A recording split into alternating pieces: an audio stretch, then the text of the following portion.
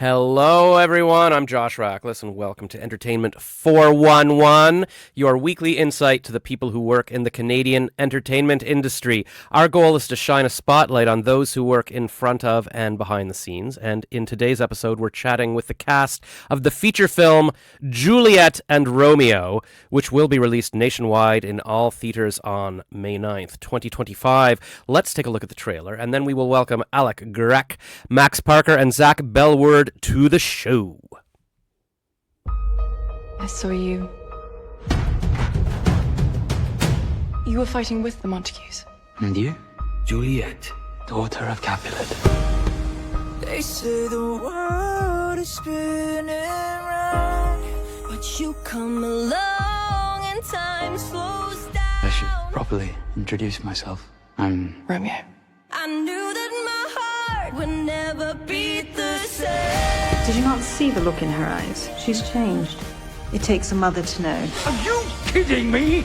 A Montague and a Capulet would set the world on fire. She's not our enemy. Of course she is. It's like my heart's on fire, so dangerous, so dangerous. We're to be married. It's been decided. Not by me. Every secret I'm trying to keep is dangerous. Do you trust me? Jump! Just 'cause I'm falling, I don't even know. Just 'cause I'm falling, I don't mean I'm falling in love. Montague. It's a good name.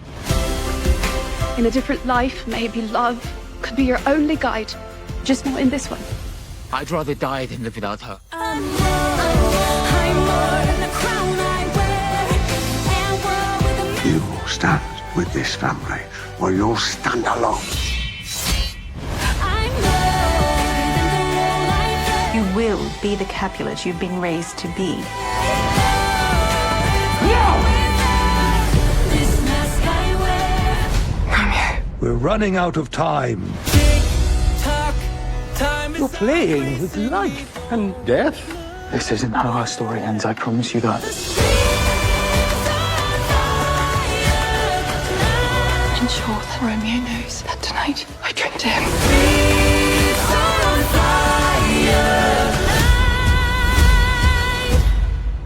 What now? It's a mystery.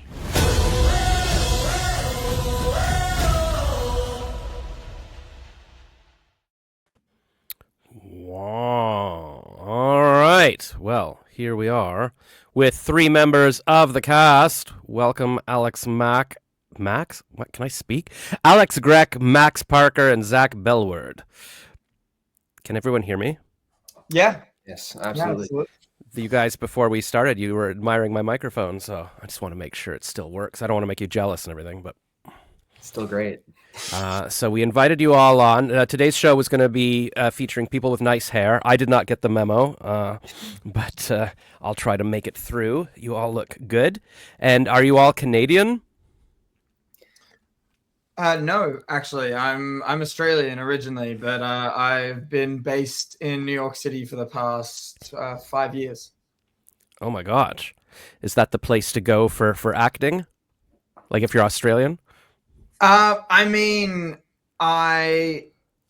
there's definitely, fantastic institutions in Australia, but I spent a bit of time traveling and spent a lot of time in New York and kind of decided that I wanted to try out for NYU's Tisch School of Performing Arts and really liked their program. Didn't really expect the, audition process to lead anywhere. Just thought it would be a great experience. And when I found out that I got into that at the end of 2019, it just sort of set up the next 4 years of my life, and I've stayed on ever since.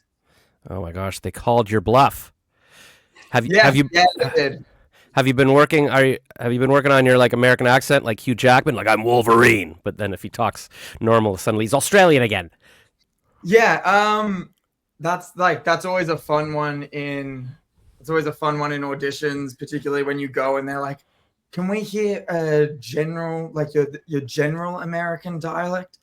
And, I had a dialect coach where I've had quite a few dialect coaches, but one specifically who, you know, went on this whole rant of like, that is such a meaningless statement of like a general American accent. Like everywhere is going to have the little specifics, and that's actually part of what makes it, you know, special and identifiable and unique in all those ways.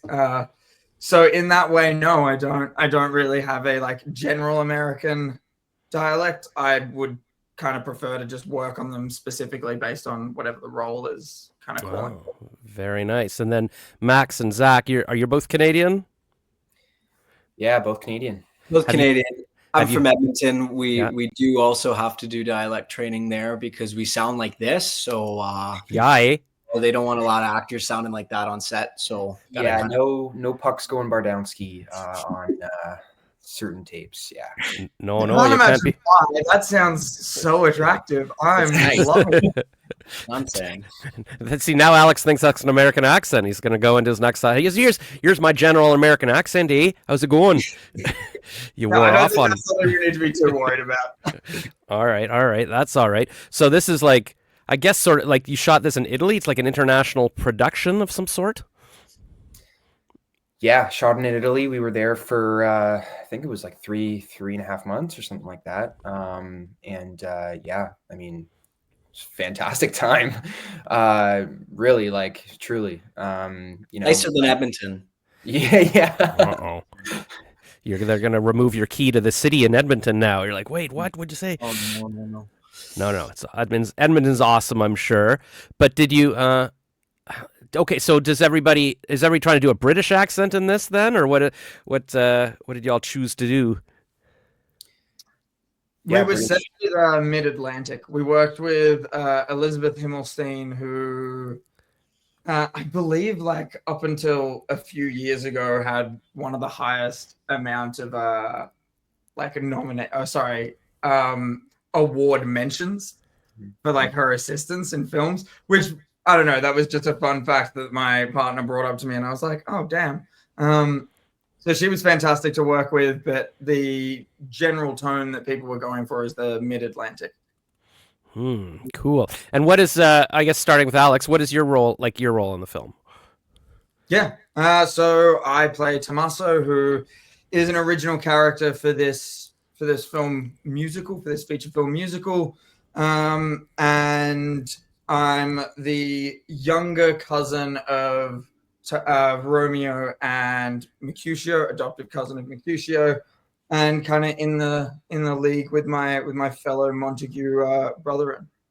Wow. Okay. So this is sort of a, I guess a retelling if they're throwing in new characters and stuff.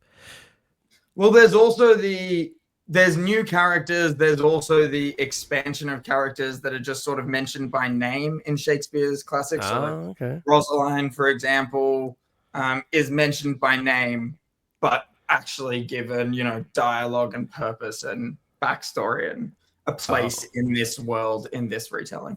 In the Juliet and Romeo universe now. Yeah. That's pretty cool. And who do you play, Zach? I play Leopold. I'm the youngest of the cousins, just a wee little boy. I feel like I should have read Romeo and Juliet now, so I'd be like, oh yes, of course, Leopold. Oh yes, well, everybody was always talking about Leopold, right? Yes, nobody shuts up about Leopold. Yeah. That's pretty cool. And then Max, who are you? I play Benvolio. The mediator, the one who wants things at peace, but ultimately, kind of thinks that the world is on his shoulders. He thinks that everything's his fault when it's really not. Oh man. So there's like a lot of sort of emotional, like that sounds like an Instagrammer or something going like, oh my God, sort of getting all emo on us. So, he has an emo vibe. I guess the hair kind of sells it there. I'm not slicking my hair one way in this though. It's kind of everywhere. Oh wow! So it gets to be its own character. I'll bet there'll be fan pages just to your hair. We'll see. I mean, it's kind of going for the period-esque aesthetic. Yeah. So if we were really being true to form, the hair product probably would have been like horse saliva or something like that. Yeah, I just don't think that makes for as flattering an aesthetic. But maybe you should like come up with like some like a product like that's branded like to sell like based on the movie, like it's horse saliva hair product, and then you can from the universe of Juliet and Romeo. Yeah, like Montague goo. Oh yeah, Montague. Montague. Oh man. There it is. Who's What the have we rival done? people? Oh, the What have Capulet. we It could be like I don't know. Yeah, what, I don't know what that product would be. We'll come up with it. Yeah. Maybe some hats like it's a Capulet or There you go. Yeah. Oh man, this is good. This is good. And did you guys have to like it's a musical, right? Do you all sing in it? Yeah. Yeah. We, I mean, I'm singing. A lot of us are singing. And these songs are fantastic. They're super contagious, original pop songs that are in tandem with this film. So, it amplifies everything tenfold, at least in my opinion. And were you all singers before, or it was this kind of new, or like were they looking for actors who could sing or singers who could act, or what was the casting like? Yeah, I think they were looking for actors who also had that like not just like an acting talent but like a performance talent. I think and I think all of us brought that to the film 100%. So yeah, I mean, you guys can speak about the training as well, but we did a lot of like stunt training, horse riding, everything, choreography. Yeah, we were in Rome for about 3 weeks doing that before we started filming. Yeah, I felt like we came in hot with the musical theater stuff, and then they were like, "Yeah, but do you guys know how to like fight?" Yeah, like well, fight. Horse? Like maybe. Yeah, can you fight on a horse? Yeah, they didn't teach us that at musical theater school. No. Huh.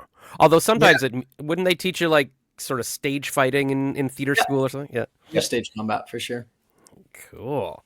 Well, and then yes, I've been given a question here from our behind the scenes. What was it like combining acting, singing, and possibly dancing in one project? I don't know why they put the possibly, but maybe not everybody danced in this. It was only some people dancing.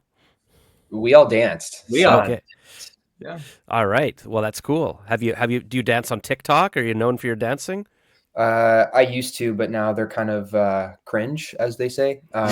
So yeah. Past those days dancing on TikTok, but yeah, we dance in this film. It's great. It's fun. That's so cool. And did you know any of the other cast members before? Was everybody new to you? Mostly new. I mean, basically entirely new faces for me. I know that there were many Canadians on set. And quite a few Australians as well, but I'm not sure that everyone had kind of met or run in the same circles before. I mean, there were definitely some faces that I had looked up to my entire life to meet and go, "Oh my God, that's Derek Jacobi! Like, what is even happening right now?" But yeah. I was looking at just in the trailer, you see all those names. I'm like, I recognize some of those names. That's pretty crazy. Yeah, like the Lucius Malfoy was like in front of me, like that's yelling at us. Yeah, yelling at us. Yeah. Well, let me see. I'm looking at your IMDb's. Let's see what kind of stuff have you done before. Okay, so Zach has done Season's Greetings from Cherry Lane. Well, we've all and Deck the Halls on Cherry Lane. So a couple of sequels, I guess. Is the Cherry Lane universe is part of your thing? It's growing every day. Yeah. And you were young Mike. So okay, well that's the thing. But this is like only your fourth credit. So is that pretty a big deal to be like in a feature film already? Big time. I mean, I grew up doing primarily theater. Edmonton does have a really beautiful art scene. Moved to Vancouver in 2019, and I was still in like a theater training school when I booked this. I was in my last term, so it was a huge deal. I was talking to people recently. They're complaining that most theater schools won't let you audition. They say you can't do anything for 4 years. Is that true of your school? Or? It's very particular. Like I find that it's definitely. When you're in theater training, you need to be like all in. You're there. We were there, sometimes till like 4 a.m. because we also I went to Studio 58 at Langara here in Vancouver. And a lot of what that program is also like set work and building costumes for the shows that the later terms are doing. So, you know, you're pretty much in it in a basement for 3 years, just committing yourself to this. And I think you can get agents. I was lucky to get agents in that, you know, the faculty was accommodating, but sometimes they were hard on me at first. Like, they're very much like, do you know if this is going to lead to anything? I'm like, well, I would hope so. I would hope that it does. Isn't that the point? Yeah. So what advice would you have to young people? Like, do you think you need to go to theater school? Or, like, to me, it seems like, you know, your 4 years of youth, wouldn't that be prime auditioning time? Like, to go off and I don't know. I mean, for me, so much of it is community and connections. Every theater, every training program is going to be different. You know, there's going to be a mix of positive and negative in any experience. But for me, I found, you know, a sense of community in that. And it led to me getting agents, and it led to me also theater training specifically, I would say, is so vital to young actors. You know, it's theater and film are very, very different. But if you know how to train your body and you know how to work your instrument and look after it, I think your rate of success will be so much higher down the line. Agreed. If you come from that background. It's not for everybody, for sure. I don't think to be a good actor, you have to do it. But I would say, if you want to be a good actor, why not train your instrument as much as you possibly can, you know? I think so. I think a lot of young people, they think, I'll just, you know, vape and eat badly and I can do whatever I want. And you make one TikTok, that was easy. But they don't realize, no, a film is months of different shots and different angles all day. And you got to keep your voice healthy and your body healthy. Max, you were saying you agree with all that? Yeah. I you know, I've been taking theater training since high school, and you know, took theater training in my first years of university at Brock University, about an hour away from Toronto. And yeah, I just agree with everything Zach's saying. You know, I think the most helpful tools that Brock provided me were just to really, you know, practice meditation, practice, you know, sitting in my body and staying grounded. And a lot of acting is waiting. I was kind of shocked to realize how much I had to wait in my trailer, because this is kind of like my first big thing for acting. So, you know, in doing that, you know, you have to be able to sit with yourself a lot. And, you know, I started reading a lot, picked up a lot of books. You know, breathing practices were essential for me. So by the time I was ready to go on set and I was called, the job was just that much easier, because I just felt poised and ready to go. That's awesome. And yeah, I noticed on your IMDb, it's this is your first credit, although it also says music artist. But if you Google Max Parker, there's some British actor with 100,000 followers. So you're Max C. Parker on IMDb now. Yes. Have you considered be like, I just got to change my name entirely, or you're happy to be Max C. Parker? We're thinking between Max C. Parker and Max Parker, to be honest. You know, my stage name is Max Parker, so I'm not too keen on the C, to be completely honest. It doesn't give that like Michael B. Jordan. Yeah. Michael J. Fox. Yeah. Yeah. So I think I'm probably going to omit the C and just like commit to Max Parker, you know, because I've already been doing that for music for a long time now. Yeah, I like that. And then, sure, we'll see who becomes the more famous Max Parker. Now it's like a rivalry, and then he can use his middle name. And then, Alex, how did you train to be an actor in Australia? Oh no, I guess you went to New York, so you did it there. Yeah, I actually began acting when I was about 6 years old with a company in Australia, in Victoria, in the state I grew up, called the Victorian Youth Theatre, and was there for 8 or 9 years, and then, you know, kind of kept doing theater all through high school. Loved that. Took a bit of time away after high school and worked in a few different industries to figure a lot of stuff out, make a bit of money so I could kind of fulfill a dream of traveling around the world. And in the process of doing that, decided that acting was the thing that kind of fulfilled my life the most. So I was going to commit to it, and that's how we led to New York. That's so cool. Yeah, I guess that is the struggle for everyone. Like, you know, because you can't control if you get a part. So how do you live and eat in the meantime? And can you have another job at the same time, or should you even? Or Yeah, I mean that's certainly a very, very complicated question that I think there's probably a multitude of answers to, depending on what your circumstances are and what point of your life and your career is. Like, I want to add to what Zach and Max have already said, that I do think that part of the benefit of training is, whether it's through a university or through some sort of private conservatory or something like that, like Stella Adler or the Lee Strasberg Institute, whatever it may be. It's a level of discipline that will provide you with longevity. Yeah. And that's where you'll kind of figure out if this is something that you're willing to commit 100 and, not that you can, but like 110% yourself to, it needs to be everything. And that can be exhausting, and it's a very feast or famine industry where things can be really good when things are good, and it can feel not so great when things aren't going your way. And having discipline is the thing that will allow you to kind of go through.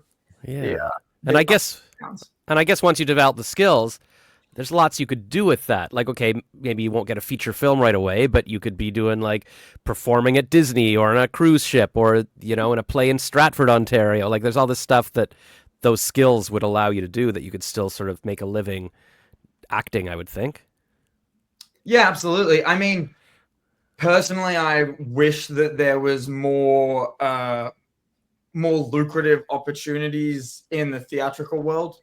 I wish that committed stage actors could live their whole life kind of contributing to their local theatrical community. But that's unfortunately not the world we live in, but that is certainly like an admirable and worthwhile use of any actor's time.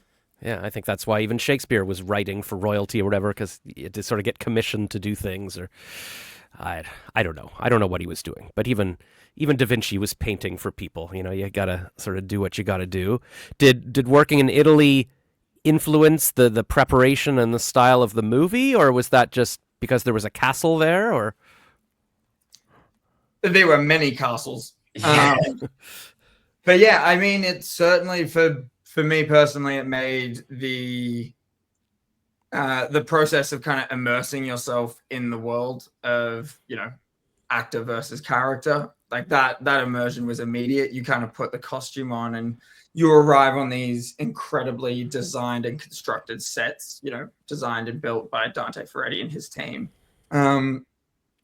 So it was certainly the kind of fantastical dream experience that you could ask for as an actor, where, especially for something that is going for the period aesthetic, all of those fine details were just so carefully managed and executed that it made it really easy to do all of that sort of extracurricular character work that is essentially just the layering to an already beautiful aesthetic.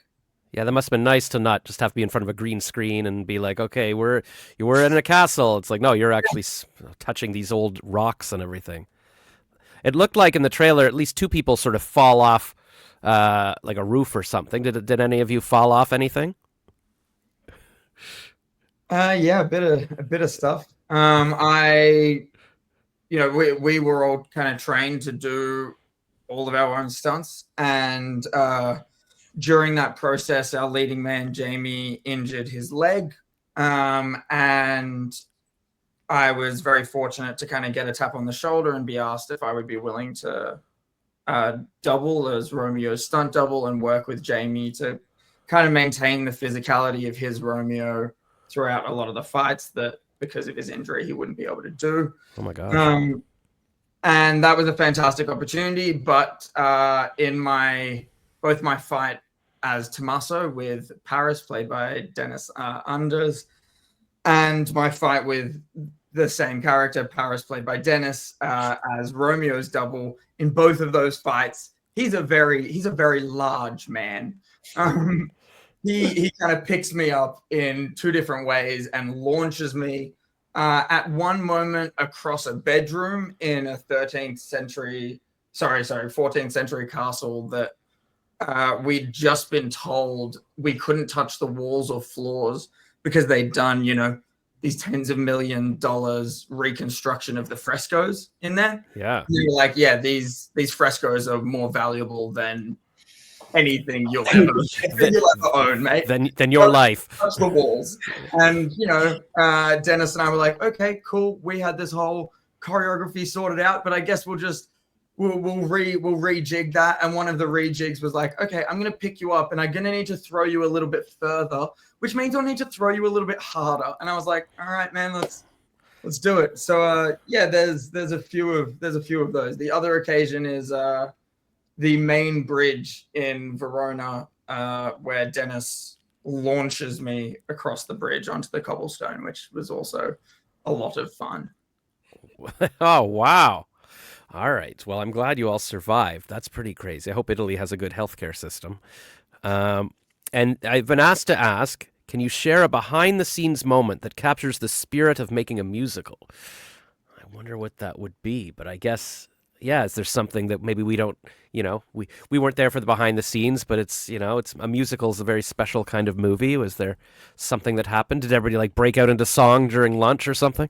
I mean, kind of. There were so many. There was a piano at that hotel when we were in Salsa Maggiore, and every night somebody was playing it, probably Nick, and we were all singing, either the songs from the movie or just pop songs or made up songs that honestly were pretty good. Yeah, and we would sing those songs at 5 a.m. because we would shoot from 11 at night until 3 or 4. So whoever else was staying in that hotel that was not part of cast or crew would have been livid, and we had a couple people come downstairs and complain at 5 a.m. Oh, and then we had them come in and join and start singing with us, and it was very true. There were a couple of moments there as well. Yeah. Wow. Yeah, that's all right. So that's the thing, staying in a hotel. It would be like staying in a hotel with a bunch of theater kids or whatever, and which it was, I guess. Yeah. That's hilarious. Well, I hope those cranky people they appreciate that they were there for. Now they're all going to be telling stories. Oh, I was there when they were filming Juliet and Romeo. So it's kind of like you guys were a real life version of Pitch Perfect or something. But so speaking of which, Rebel Wilson is kind of the big name in the trailer and everything. What was it like working with her? I mean, personally, I didn't have a lot of contact with her. As you may or may not be aware, the Capulets and Montagues don't have a particularly close relationship. So there wasn't a lot of scenarios in this film where myself or these guys as our characters were kind of interacting directly with Lady Capulet. She's a little bit above our pay grade in the world of Juliet and Romeo. So yeah, but it was amazing. As a kind of up and coming Australian actor, it was amazing to see such a big name, such a great representative, and work in her proximity, even if I wasn't kind of able to get an opportunity to work directly with her. Yeah. Well, that's pretty cool. What was I about to say? I can't remember. I had a good question there. Second. I don't know. Oh yes, the Juliet and Romeo. What, obviously the name has been flipped. What is that about? Did you notice? I guess that affects the story, or is the focus more on Juliet? Is that why it was flipped? Does anybody know? Does anybody talk to the screenwriter during lunch and be like, "What's this about?" Right now?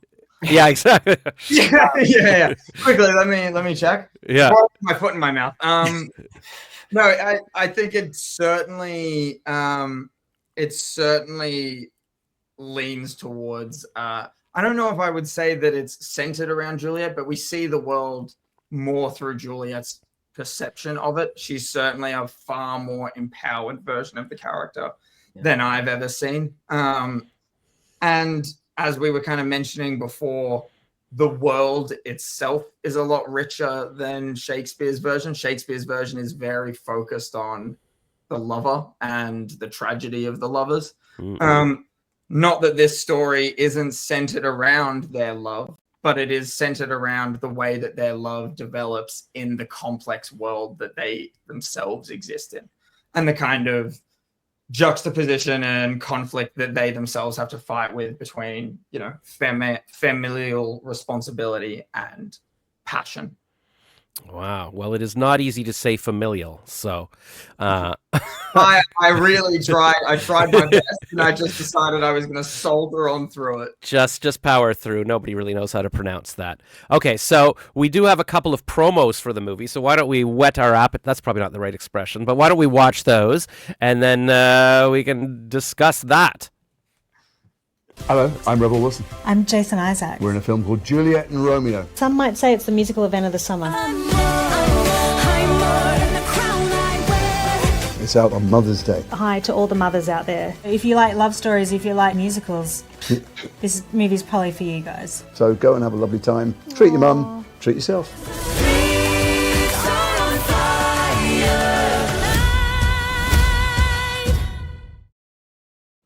Juliet, daughter of Capulet. I'm Romeo. Just 'cause I'm falling tonight don't mean You will be the Capulet you've been raised to be. Jump!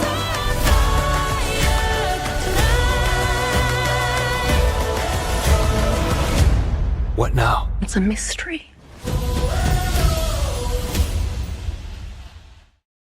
Oh, man. Yeah. So, Rebel, hilarious as usual. And it made me realize I've never even seen the Leonardo DiCaprio Romeo and Juliet. I need to brush up on all of this. Have you guys ever seen that one? Oh yeah, classic. Yeah, I actually had to watch it in high school. So did I. Why did they always have Because the when version? you're doing the book, they're always like, "Let's watch an adaptation. That will get you more interested." Did you guys all read out the lines too in class? Yes. Like, did you read it? Yeah. Okay. So Well, of we course all did that.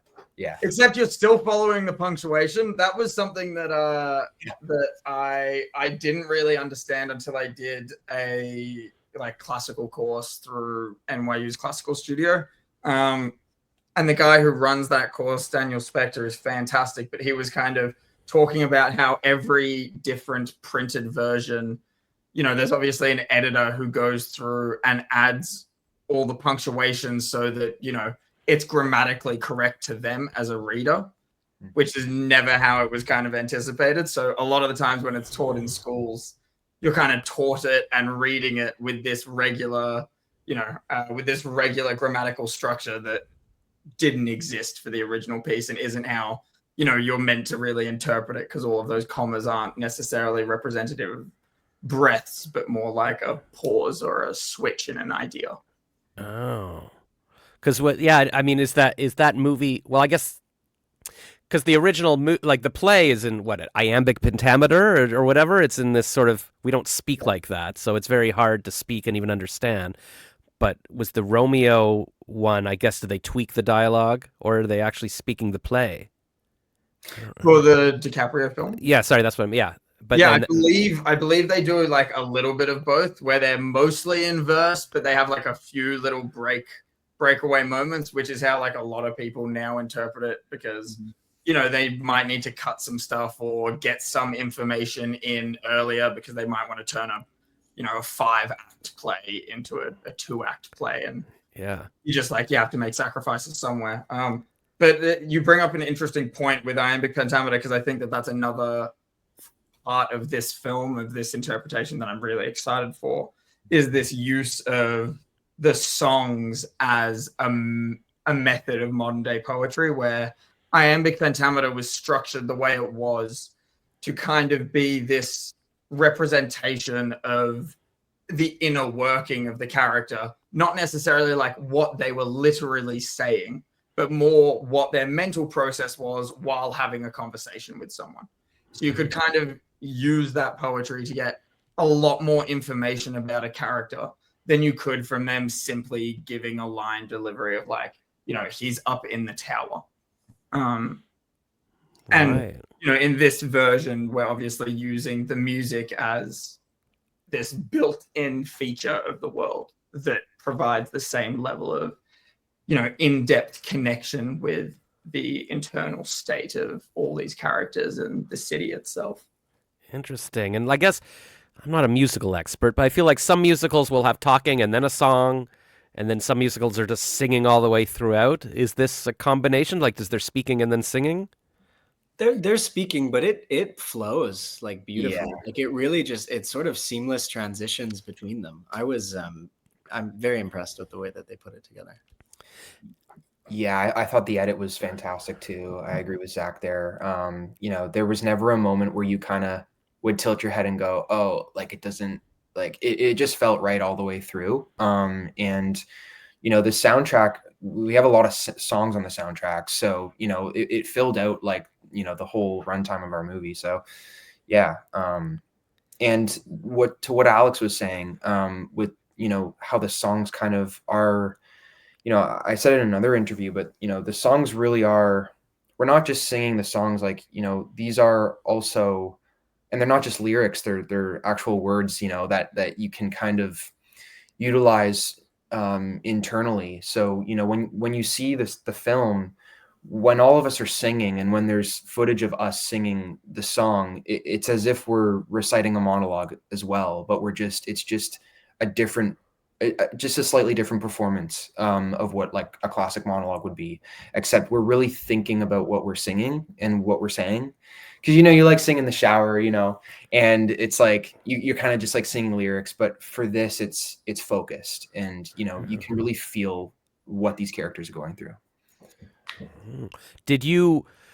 How does it work technically? Like, do you record the songs beforehand and then when you're filming, you're lip syncing? And was it the same for the dialogue? Or So in Rome, we did most of the song recording. Shout out Justin Gray and Evan Bogart.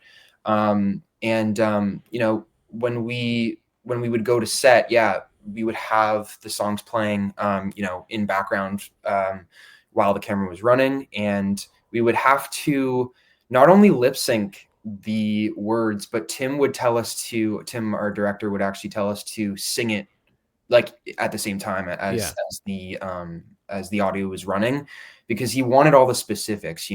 If you lip sync, you kind of don't get like the specifics of like the veins like coursing in your neck and like all the subtle movements while you're like doing that.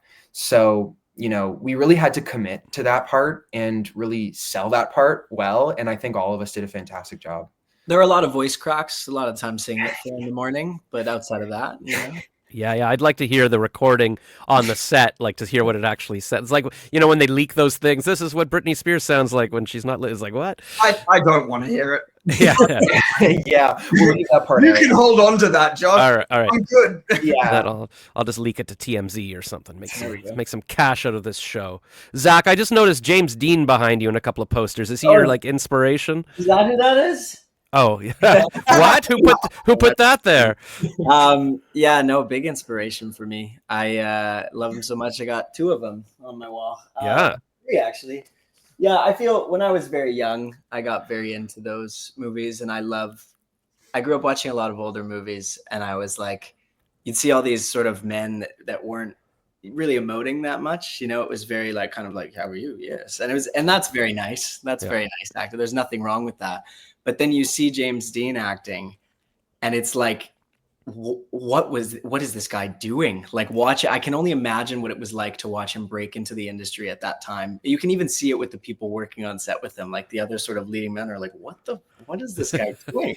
And it's just, he was so willing to be vulnerable. He was so willing to be open and just let everything go through him. And for me, I mean, that's all I could ever want, acting. I don't care if it looks too big or whatever, And I guess he died. It was a car accident. Yeah, he was driving. He's really big into sports car racing, and he was driving just sort of in the countryside, and a big truck. He was in one of those low. I can't remember the exact model, but one of those low, really low to the ground cars. Yeah. And because the farm, there was a truck coming at this intersection, and he couldn't see it. That he couldn't even see the car. Yeah, just because he was so low to the ground. Oh, because I was gonna say, like a lot of young actors, they'll do drugs or they'll drink or some tragic accident will happen. So I guess that wasn't really related. But is there something that that you guys do to kind of keep grounded, especially as now you're getting like more famous and you don't want to flame out like a who's the Joker guy? Heath Ledger, another Australian. Yeah, beautiful man. Yeah, I mean, to stay grounded, I mean, I think it goes back to the point I made earlier about, meditation practices. And I think these guys too will agree with me. I think that's a huge thing that gives longevity for our careers. But, I think no matter what profession you're in, honestly, it's like fantastic to, understand how to calm your nervous system, to calm your body, especially in times like this today. I think it's vital to understand how to do that and understand how to, stay grounded in that way. Yeah, that's all I'll say there, I guess. Yeah. What was really interesting for me coming out of this experience is I'm 2 years sober now, and I got sober because of this experience. I went out there, Italy, it's a whole bunch of drinking. It's all wine. Yeah, they drink it like water. Wine.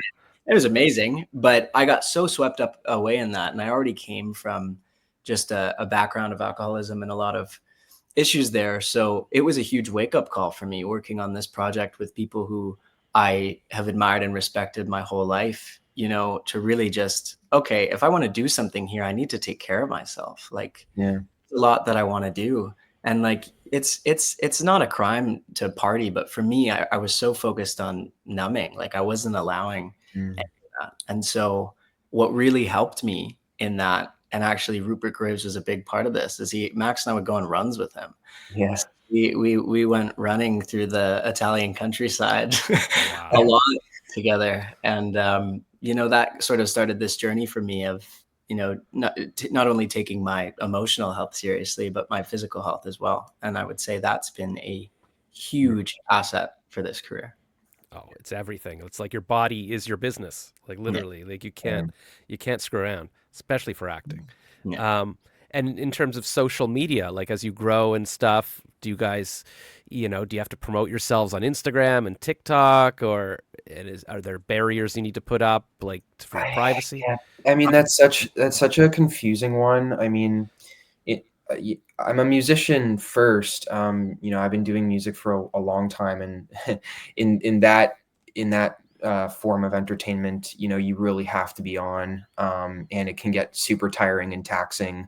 And there have been times in my life where I have burnt out just strictly from that, like, trying to put a full length video out a week, or, just do a segment a week for my fans. And, it gets tiring, but I think for acting, it's a little bit different, because there are certain things in music that you have to take care of yourself. Whereas in acting, there are a lot of other things that actually are taken care of for you. So that part is nice as someone who's kind of going through this experience for the very first time, as a film is rolling out. But, I think it's important to be online and at least like show yourself, but I don't think you have to show yourself all the time. At least that's what I think. I mean, it is truly taxing. I don't wish a post per day upon anyone. It's exhausting. Yeah, I wish that, or I hope that, the entertainment industry as a whole can kind of understand that it is taxing mentally for, all artists, especially like visual artists, like any artist who's trying to just get their stuff seen or heard. I think there's better ways to do it, as opposed to just, maybe hoping for a viral hit or success, Does that make sense? Yeah. It's. I mean, I post on my story all the time, and then I'm staying up late at night. So I got to catch up posting all my videos from the day, and it's exhausting. And I'm like, I feel like I owe it to my fans, but I don't. Maybe I have to remind myself nobody cares. They're living their own life, and you can just set your limits, because otherwise it never ends. But were you guys coached even for this press tour?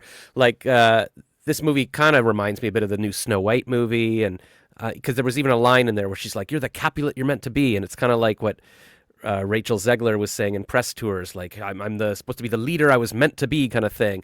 But then there was a lot of controversy with her, maybe saying things she shouldn't have said about the movie or whatever. Have you been coached by your PR people, like, or is that even an issue these days? I don't know. I can't speak for the other guys, but I had a call with my PR rep last week and just running through the basics, really. I do come from a background of music and having done interviews before, so for me that is natural. But these guys are naturals too. I mean, we're crushing it. So I didn't have any coaching. Oh, clearly myself today, if you can tell by my random interjections. That's good. But people like that. It's like, oh, he's like a real person. What are you drinking? What's in that little glass there, that jar? I know I said I was 2 years sober, but yeah, but we're celebrating today. No, it's just water. It's hydrating is important. I've got Prime Drink here with a Raptors. Shout out to Canada. I bought this at Walmart yesterday. Nice. Because it's like $5 at a variety store, but it's like $1.97 at Walmart, or $2.97 if you get the different kinds or whatever. But that's it. And then, okay, I've got a new question. What do you hope audiences feel when they watch and listen to Juliet and Romeo? Feel like giving us their money. That would be nice. Is it a comedy? Is it a romance? I'll actually be walking around the theaters with a nice bowler's hat, just like yeah, exactly. Yeah, is it, please? We're starving actors. I think for me at least, I was thinking about this question, and for me, when I watch movies, one thing that I'm really, really looking for is like the love that permeates through the lens. Like if I can feel that love that's in there with those people. Even if some parts of the movie aren't working, I'm like, this is really special, because that's a big piece of what being on set is. And I felt like, as much as this was such a chaotic time, filming this in our lives, I think like there is so much love between this cast, and we spent like every day together for 4 months. Like it was a very tight bond that was formed. And I really hope that they can feel the love that we have for each other, and also the love and care that all the creators put into this. I mean, Tim and Evan and Justin, like everybody involved has been working on this so long. And to be a small part in this coming to life is truly such an honor, and to have met these, wonderful men. And yeah, I hope that they can feel that. I think they will. I think so. I was watching a podcaster reviewing Revenge of the Sith yesterday and talking about the dialogue, and like, Darth Vader says, "I love you" to Padme, and she says, "I love you more," and it's like, "I love you more," and he's like, nobody talks like that. Like you can't feel any love there. No offense to fellow Canadian Hayden Christensen, but yeah. So it sounds like, and also this movie. I mean, there's so many. Even just a regular movie with two people talking is hard to shoot, but with dancing and in a castle and stunts and acting and costumes. Everything about this is difficult. It's like every difficult part of a movie combined into one difficult movie. So I guess, did that affect the why you guys were so close too? Because there was just so much involved in this? Yeah, absolutely. I mean, I think the food was a bonding experience, like like I remember one night we all went to go get cacio e pepe, like it was just like, it was great. It was fantastic. And yeah, I mean, Zach said it too, just the nights like at the piano in the hotel, those moments were arguably even more special than being on set itself. So yeah, and even just like waiting by the trailers, like I think I learned a lot from the experience of just kind of waiting around and knowing when to, like take time for myself and conserve my energy. And like, that's a big thing as an actor, to understand when to do that for yourself, and also when to know to like come out of your trailer and like say hi to everyone. Like that, there was a lot of like balancing there that you had to kind of figure out, at least on my end.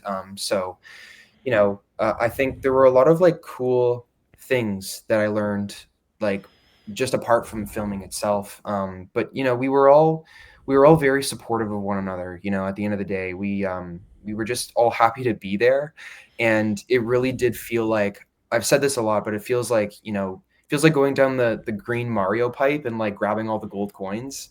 That's what it felt like for me. And obviously coming back home sucked because it was a fairy tale experience for real. It really literally was. Yeah, no, it was just such a great time. And I always think about it, you know, when I watch this trailer and, you know, when I watch just clips of the movie, every time I'm flushed with memories. So it's fantastic. Yeah, I watched an Instagram thing yesterday about what the origin of the name Mario is. That's interesting. The guy that owned the Nintendo warehouse was named Mario, and they sort of did it as a joke. What was I going to say? Oh, yeah. Was it in like a small town and then people would come and take pictures? Like I was a background actor in Netflix Hot Frosty last year in Brockville, and the whole town would come and be like, oh, you got a movie, like what's going on? There were definitely some people that came in. I do remember, and you can probably still find this, but there was one night we were hanging out at the bar. I can't remember if it was Castello Quattro or not, but we had said some Italians had walked up and asked if Brad Pitt was in the movie. We said yes. Oh, and then there were all these articles that were like, Brad Pitt, a Verona? Oh my God, wow. These articles coming out. Like it just took off. Like yeah, you can't do that. Not bad. Well, now you've learned about how, like you say something as a joke to somebody and that's, Clearly, I didn't have a PR guy. No, you got to talk to Max's PR guy. He's on the ball. What advice would you give to actors preparing for their first musical film role or their first film role is what I've been asked. I mean, certainly like as we were talking about earlier, discipline and self-care are kind of two of the most important pillars. Like and it also very much depends on what you're kind of being asked to do. Jamie and Clara, for example, were incredible because obviously there's so much history with these characters, with their characters in particular, that of Juliet and Romeo. There's a lot, there's a lot that would be running through your head, and to their credit, they did such an amazing job of staying professional and being focused, but still giving time to, us as friends, as a bit of a family, a working family. And that was really important. So like all these moments of hanging out by the piano and, having these inventive jam sessions were made all the more meaningful because that there's, a job to do, and you can have the satisfaction of going and doing your job and doing it well every day and being able to come home and relax with those same people and kind of decompress in a bit of a controlled and fun atmosphere. Yeah, it reminds me of like if you ski all day, then you've earned your relaxing, and it feels good to go to the lodge and have a drink and stuff and celebrate. You guys put so much time into learning the songs and the choreography and all this. Have they ever thought, hey, we should put on a stage show of this, like in sort of tour a musical, or even just for a little bit? We'll have to see. Yeah, I would be down. I would be super down. Yeah, right. All right, yeah. I'll make some calls. The Cooperman brothers back. They've actually just got they choreographed and directed the Outsiders show that's currently on Broadway. Oh, good. Oh my God. Fantastic. Brilliant. They were the choreographers for Juliet and Romeo, and they are absolutely amazing. Yeah. Out of this world. Yeah. All right. So these are the people to keep in touch with. Yeah. And so the Outsiders, like that's based on like that old Tom Cruise movie from the 80s. I read the book in high school, and now they got a musical. Wow. Yeah, well, the musical's really good though. Like, I mean, it blew me away. And I mean, that story is like heartbreaking, but like just brings you to tears. But I think that musical specifically with the Cooperman brothers, doing the whole choreography. Yeah, just man, what a treat that show is. Yeah, if you haven't watched it, or if you're in New York anytime soon, go watch that. It's phenomenal. Oh man, and hit Max up. He's got a insight scoop or like to tickets and stuff. No, I don't know. So you guys are living in Canada now. Okay, well, right. Well, wrapping up I was going to say, do you want to move to New York or the LA? And then I'll ask the last question. New York or LA? Or like, yeah, do you feel like you can continue your acting career out of Canada, or do you have to move like Alex to New York and sort of do that? That's a tough question to ask a Canadian. But right, there's no good way to answer that one. Yeah. Yeah, there really isn't. But New York is obviously a hub for that type of stuff. And I've actually only been to New York once, and I would love to go again.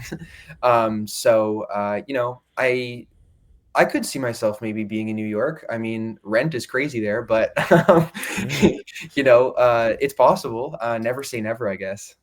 But maybe it's different now. Like, it used to be you had to live there to do auditions or whatever, but clearly you got these roles on, being able to, like, you probably did your first audition online for this, or self-tapes. Yeah. So you don't have to be paying that rent in New York. You can fly around. So that's all good.